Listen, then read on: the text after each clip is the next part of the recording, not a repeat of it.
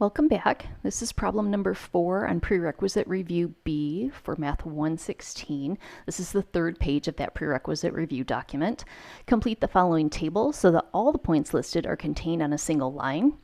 I have a tutorial on this a little bit later in Unit 1, so if you haven't seen this before, don't be too worried. The secret here is that we'll look through the X column and notice that the X's are all going up by 1. Nothing tricky there. And then over here in the Y column, well, 6 to 18, it could be addition pattern or multiplication pattern. But if you consider what slope does for a line, rise versus run, those are addition or subtraction patterns. I hope I said this could have been addition or multiplication here. Now I'm not sure what I said. When you just look at 6 and 18, you might instantly think, oh, 6 times 3, but that won't work for us for lines. So slope of a line requires that you have addition or subtraction patterns in the x's that correspond to beautiful consistent addition or subtraction patterns in the y's. So over here in the x column we have a beautiful pattern of +1 in the x's, and then in the y's we would have to have an addition or subtraction pattern as well. And so this turns out to be an addition pattern of +12. And once you know that, then you need to add 12 all the way along every time until you're all the way done with your table. 18 plus 12 would be 30. 30 plus 12 would be 42. 42 plus 12 would be 54. And like I mentioned, I have another tutorial on things of this nature a little bit later in Unit 1. This one is done. Number 5.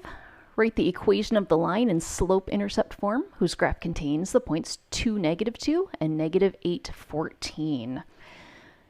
Slope-intercept form reads y equals mx plus b.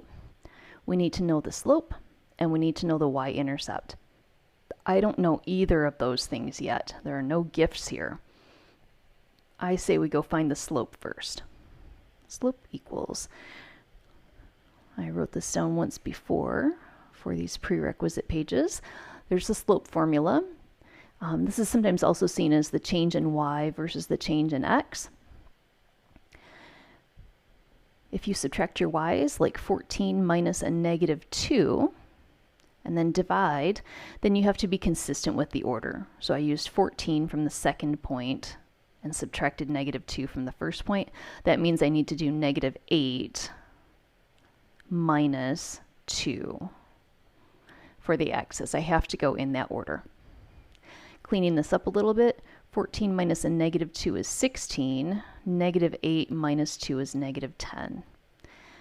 The entire fraction is negative, and then I'm going to reduce it to lowest terms.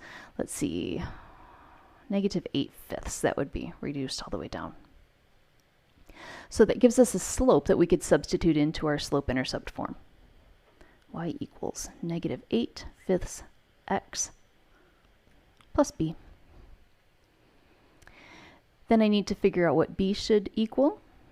You can choose either one of the points that were given to you and substitute in an xy pair, and that will help you find b. It doesn't matter which set you choose. For this example, I'm going to choose the -8 and 14, just so that I don't have very many 2's running around. I think it'll be a little bit clearer if I use this ordered pair -8, 14. So y gets replaced with 14, -8/5 times the x value of -8 plus b. 14 equals, you can multiply these two quantities together. -8/5 times -8 is positive 64/5 plus b. Trying to solve for b, you could switch 14 so that it has a denominator of 5, getting a common denominator involved. That would be 70/5 equals 64/5 plus b. Now subtract 64/5 from both sides of your equation, and you will get 6/5 is your b value. To write your final equation, you would get y equals negative 8/5 x plus 6/5. You can check this, and I highly encourage you to do so. Check this by substituting in your original points one at a time. So if we substitute in 2, -2, we would get -2 equals negative 8/5 times 2 plus 6/5. And we're wondering if that's a true statement. Well, this is -2 is negative 16/5 plus 6/5. This is negative 10/5, and that's -2, so that one works.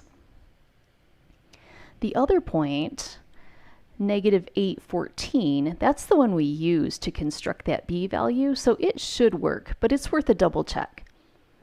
When you substitute that into your potential equation, you have 14 equals negative 8/5 times a negative 8 plus 6/5. And we're wondering if that's true. There's a little question mark there. 14 equals 64/5 plus 6/5. 64 plus 6 is 70. 70/5 is 14. That one also works. You're able to check your own work frequently in Math 116, and that is a really powerful skill to have at your disposal. So when you have the opportunities, be sure to be checking your own work.